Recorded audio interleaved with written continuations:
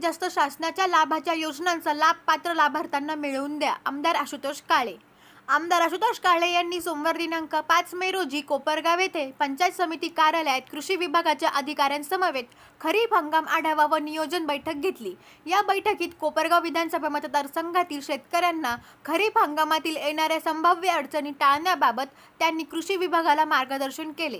कृषी विभागाने जबाबदारीने दिलेल्या योजनांची दखल घेऊन राज्यात दुसऱ्या क्रमांकाची ISO मानांकन मिळाल्याबद्दल आमदार आशुतोष काळे यांनी कृषी विभागाचे कौतुक केले. यावेळी विलास गायकवाड, उपविभागीय कृषी अधिकारी संगमनेर, गट विकास अधिकारी संदीप दळवी, कृषी अधिकारी मनोज सोनवणे, सचिन कोष्टी, कृषी अधिकारी पंचायत समिती कोपरगाव, सर्व मंडळ कृषी अधिकारी, कृषी पर्यवेक्षक, कृषी सहाय्यक व शेतकरी आदी उपस्थित होते. या कृषी विभागाच्या विविध योजना मागच्या वर्षी काय राबवल्या, यावर्षी काय राबवायच्या याचा थोडक्यात आराखडा सोनवणे साहेबांनी सादर केला. आता यावर्षी सर आम्ही यावर्षी म्हणजे दरवर्षीचा आमचा कार्यक्रम आहे, उन्हाळ्यामध्ये पाऊस पडेपर्यंत एक मोहिमा राबवत असतो. मोहिमा म्हणजे काय, का ज्याला जास्त पैसे लागत नाही किंवा फार अवघड तंत्रज्ञान अशातला भाग नाही, परंतु त्या शेतकऱ्याला मात्र खूप चांगला इफेक्ट देऊन जाते अशा त्या मोहिमा आहेत. उदाहरणार्थ आपण बीज प्रक्रिया मोहीम म्हणतो. तर बीज प्रक्रिया केले तर 10, 15, 20% उत्पादन वाढतं आणि त्याला फार काही पैसे लागत नाही. त्याचे एक प्रात्यक्षिक आपण गावागावात देतो. किंवा बियाणे उगवण क्षमता चाचणी असं एक आमच्या एक असतं का 100 बियाणे घ्यायच्या, त्या बारदानामध्ये किंवा पोत्यामध्ये असे ओल्या बारदानामध्ये ठेवायच्या आणि ते 4-5 दिवसानंतर किती मोड आले त्यानुसार आपल्याला किती टक्केवारी त्या बियाण्याची उगवण्याची आहे. म्हणजे भविष्यामध्ये जर त्याचं जर नुकसान झालं किंवा उगवण नाही झाली त्याच्यामुळं, तर ते टाळण्यासाठी अगोदरच आपल्या बियाण्याची उगवण क्षमता किती आहे, जास्त करून घरच्या बियाण्याची तर प्रथम करावी आणि आपण जे विकत आणलं जास्त करून सोयाबीनच्या बाबतीत तर ते सुद्धा करावं. कारण त्याच्या उगवणीमध्ये कधी कधी प्रॉब्लेम आढळतो आपल्याला. त्याचं अगोदर कळलं तर पुढचं नुकसान आपण टळू शकतो. ऊसाच्या बाबतीत जर म्हटलं आपण तर ऊसाचे हे जे आपण करतो पाचट, तर पाचट व्यवस्थापन किंवा पाचट कुटी, पाचट जाळू नये म्हणून, तर त्याच्या सुद्धा मध्ये आपण मोठी मोहीम राबवू. त्याच्यानंतर ऊसाचे ते भुंगेरे गोळा करतो आपण, भूमीचं सुद्धा कंट्रोल आपण जर आता पावसाळ्याच्या सुरुवातीला केला, पावसाळ्याच्या सुरुवातीला पहिला जेव्हा पाऊस पडतो तर त्यावेळेस लिंबाच्या झाडावर किंवा बांधाचे काढलेले जे झाडं असतात तर त्या झाडावरती उन्नीचे द्रव असतात भुंगेरे आणि ते पावसाळ्यामध्ये तिथे खाली पडतात. तिथं जर आपण लाईट ट्रॅप लावला तर चांगल्या प्रकारे ते त्याच्यामध्ये येऊन पडतात आणि कंट्रोल होतो. पण नंतर ती वेळ गेल्यानंतर मात्र आपण किती जरी त्याला कीटकनाशक किंवा वापर केला तर ती म्हणावा असा रिझल्ट मिळत नाही. मागच्या वर्षी चांगल्या पद्धतीचा पाऊस झाला आणि म्हणून त्या पद्धतीने लागवडमध्ये वाढ झाली. सगळ्या पिकांमुळे आपण ते पाहिलं. वर्षभर असं वाटत होतं का पाऊस चांगला झाल्यामुळे पाण्याची परिस्थिती चांगली राहणार आहे. पण आता आपण पाहतोय का काही ठिकाणी पिण्याची अडचण आहे.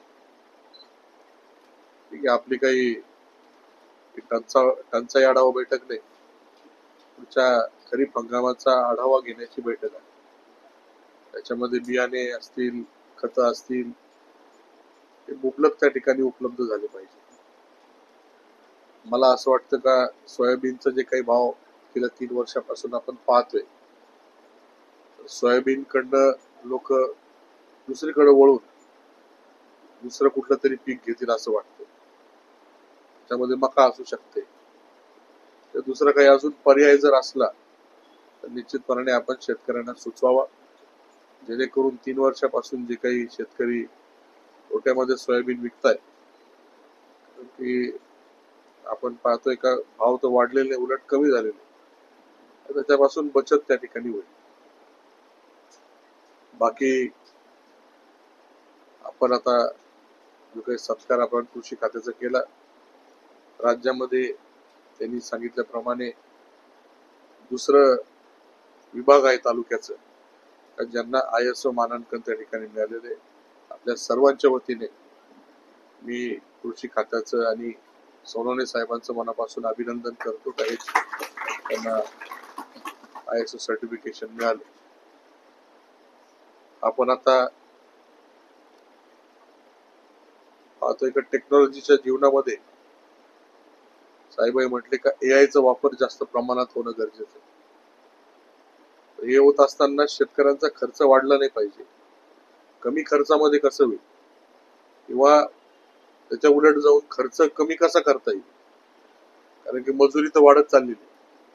बाकीच्या गोष्टीचा खर्च कमी कसा करता येईल किंवा काही अवजार असतील गटामध्ये घेऊन किंवा कसं त्याच्या पद्धतीने घेतलं पाहिजे जेणेकरून खर्च कमी करता येईल.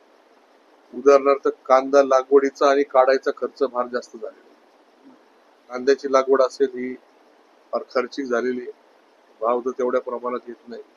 ठीक आहे, तो जरी रब्बीचा विषय आहे परंतु हा फार गंभीर विषय झालेला आहे कांद्याच्या बाबतीमध्ये.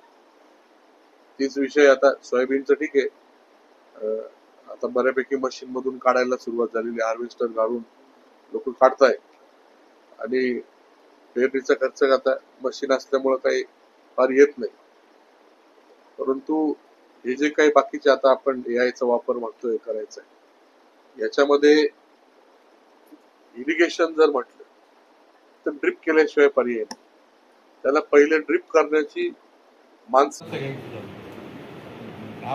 नाही ड्रिपची. आम्हाला रडणे पाहिजे नाही कसं आहे, आम्हाला ते मुबलक पाणी असं तुंबून दिसल्याशिवाय समाधान वाटत नाही. सोयाबीनची गोष्ट वेगळी, त्यावेळेस एवढं काही गरज नसते, पावसाळा असतो, आपण पाऊस कमी पडला तर स्प्रिंकलर लावतो. परंतु बाकीचे पिकं असले तर त्याला पाणी तुंबल्याशिवाय समाधान शेतकऱ्यांना त्या ठिकाणी होत नाही. आणि म्हणून पहिली गोष्ट जर काय करायचं असेल तर ड्रिप इरिगेशन याची मानसिकता करावी लागेल. ड्रिप इरिगेशन पण मेंटेन कसं ठेवायचं याचंही आपल्याला प्रशिक्षण द्यावं लागणार आहे. कारण ड्रिपच्या नळ्या लावतो, 2-3 वर्ष ठेवतो, गुंडाळून डायरेक्ट स्क्रॅप मध्ये विकून मोकळे होत जातो. हे सगळ्यांची आणि माझी पण तीच वेस्ट. ठीक आहे, हा हे फार गरजेचं आहे. आणि तिथून पुढे मग हे तुमचं ह्युमिडिटी सेन्सर, बाकी वेदर स्टेशनचा डेटा तर तुम्ही देणारच आहे.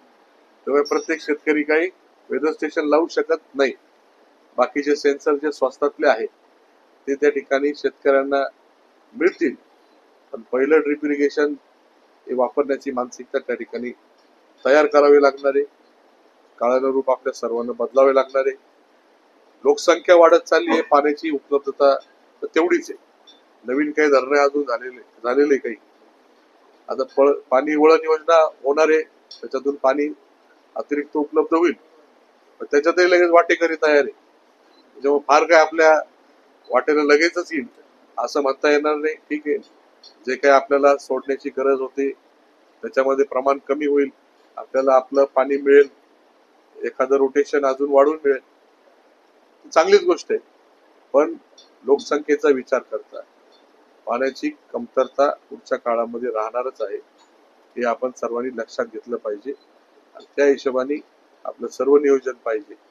लोकसंख्या वाढते, जमिनी तेवढ्याच आहे, वाटप करून प्रत्येकाच्या वाट्याला कमी जमीन येते, आणि म्हणून ती एक गोष्ट एक महत्वाची आहे. छोट्या जमिनी झाल्यानंतर अवजार किती घ्यायचे, ते परवडायचे कसे, हाही एक विषय आहे. किंवा समूह शेती जर काही तुम्हाला थोडं थोडं काही इस्रायलच्या धर्तीवर काही करता ना, तसं काही थोडी मानसिकता आम्ही सांगितलं तर कदाचित पटायचं नाही लोकांना. तुम्ही सांगितलं तर लवकर ते समजेल. तर त्या पद्धतीने आपण जर गेलं तर निश्चितपणाने आपल्या रब्बी असेल, खरीप असेल किंवा एकंदरीत फळबागा असतील, सर्व गोष्टीच्या बाबतीमध्ये चांगला बदल आपल्याला बघायला मिळेल असं वाटतंय. आपण या खरीप आढावाच्या निमित्ताने विविध योजना, शासनाच्या खूप योजना आहेत, शासनाच्या माध्यमातून शेतकऱ्यांना आधार देण्याचा खऱ्या अर्थाने फार प्रयत्न होतोय. पीक विमा योजना असेल, अवजारांची योजना असेल, फळबागाची योजना असेल, त्या भरपूर योजना शासनाच्या माध्यमातून राबवल्या जात आहे. एवढ्या प्रमाणामध्ये आपण त्याचा फायदा घेतोय का नाही हा खऱ्या अर्थाने बघण्याचा विषय आहे. जास्तीत जास्त लाभ आपण सर्व शेतकऱ्यांनी घ्यावा अशा प्रकारची विनंती या निमित्ताने करतो.